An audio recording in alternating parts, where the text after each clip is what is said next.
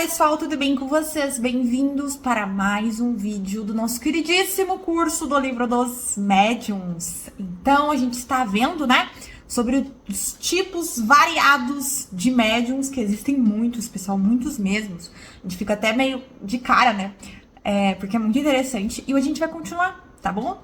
Então, se você tem livro, pega o livro. Se você quer fazer anotação, faça anotações. Eu quero saber se você tem alguma dessas mediunidades que a gente tá vendo aqui, né? Se você é algum tipo desses médiums aqui, ok? Nós vamos continuar aqui, pessoal. Médiums de comunicações triviais e obscenas. Essas palavras indicam o gênero de comunicação que certos médiums recebem habitualmente e a natureza dos espíritos que as transmitem.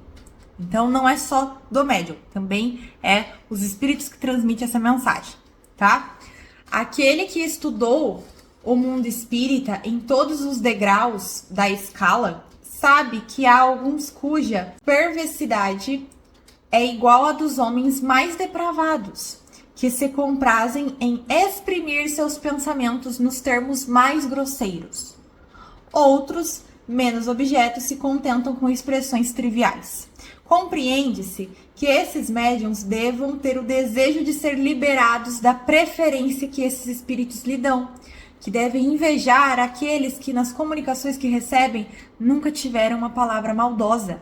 Seria preciso uma estranha aberração de ideias e estar separado do bom senso para crer que a semelhante linguagem pudesse vir de bons espíritos.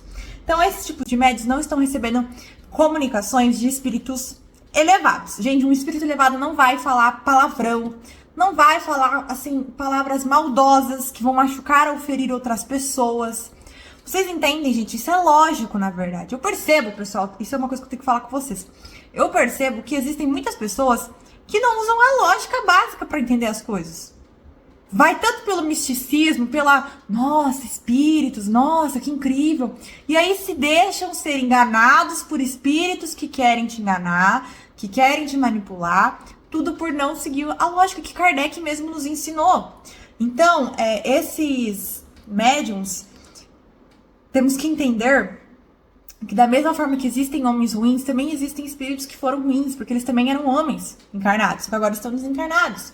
E aí eles acabam usando desses médiums para exprimir, igual ele fala aqui, ó, seus sentimentos nos termos mais grosseiros, tá? E de forma muito grosseira. Então é aquela forma que o pessoal fala, nossa, que agressivo, né? Que jeito de se comunicar.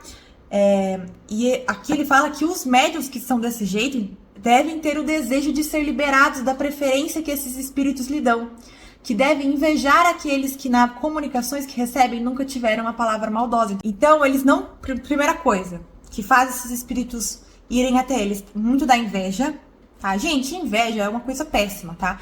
Inveja, ciúme, raiva, todos esses sentimentos, eles são sentimentos inferiores e vai atrair espíritos inferiores. Fato.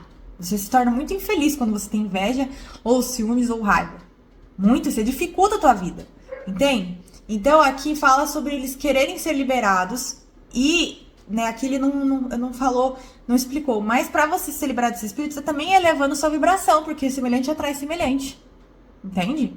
Então, mesmo que você continue com a mediunidade ajudando os obsessores, ajudando esses espíritos inferiores, receber esse tipo de comunicação vai ser algo bem mais equilibrado, entende? Continuando, pessoal, agora a gente vai falar sobre algumas coisas diferentes, ó.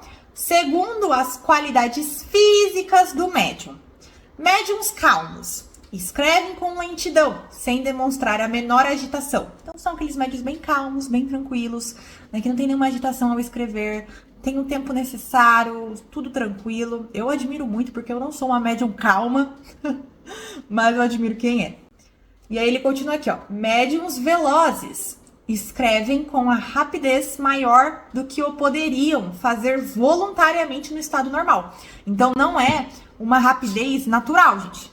Não é algo que o médium mesmo possui. É uma rapidez muito maior do que eles poderiam fazer voluntariamente normal.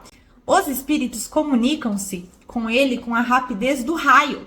Pode-se dizer que há neles uma superabundância de fluidos que lhes permite se identificar imediatamente com o espírito. Para você ser esse médium veloz, né, que é citado aqui, dentro de você mesmo, do seu corpo, você tem que ter essa superabundância de fluidos, para que daí o espírito já consiga se identificar imediatamente e consiga passar essa mensagem, seja o que ele for falar através de você, de forma rápida, né? Escreve muito rapidamente, muito mais rápido do que ele poderia fazer no estado normal dele. É bem interessante. Essa qualidade tem algumas vezes seu inconveniente, pois a rapidez da escrita torna muito difícil para ler por outra pessoa que não seja um médium. Então, por escrever muito rápido, gente, é óbvio que a caligrafia não vai ficar perfeita. Então, por exemplo, uma pessoa que vai receber uma carta talvez tenha dificuldade, se torna aquela letra de médico, sabe? Aquela letra que você não entende nada. E aí, às vezes, só o médium vai entender. Então, tem esses inconvenientes que a gente tem que parar para analisar. E ele fala aqui também que é muito fatigante essa mediunidade, porque o médium despende demasiado fluido. Então, se você aí sai pra rua e chega super cansado, né, sem energia, imagina um médium que usa muito do seu fluido, como ele não fica cansado também após uma mensagem, né? E aí ele continua aqui, agora, médiums convulsivos estão num estado de superestação, quase febril. Suas mãos, e algumas vezes toda a sua pessoa, é agitada por um tremor que não podem dominar. Então eles sentem um tremor, uma energia, uma coisa no corpo deles. A causa principal está, sem dúvida, no organismo, mas também depende muito da natureza dos espíritos que se comunicam a eles. Então, esse estado de tremor pode vir tanto do organismo do médium, como também da natureza dos espíritos que vão se comunicar com ele. Os espíritos bons e benfacejos dão sempre uma impressão doce e agradável, ou seja, o médium se sente bem. Mesmo que ele tenha aquele tremor, ele vai se sentir bem, feliz, porque esses tempos mesmo, pessoal, aconteceu uma coisa na minha vida e um espírito maravilhoso veio conversar comigo. E eu não estava me sentindo bem na hora, eu estava mal, por isso que ele veio conversar comigo. E quando ele conversou, gente, a gente ficou conversando um tempo. E quando ele foi embora, assim, eu nunca tinha me sentido tão bem. E é engraçado, porque eu estava extremamente mal, eu estava triste. Então, tipo assim, eu converso até hoje com os espíritos e me surpreende, porque eu nunca tinha acontecido isso, de me sentir tão bem após uma comunicação, assim. Eu fiquei super bem, eu terminei, eu tava mal, eu tomei um banho, depois saí do banho e já tava super em paz, então foi muito interessante. Da mesma forma que é um espírito ruim, você sente medo, uma sensação ruim, alguma coisa no estômago, sabe? Aquela sensação ruim.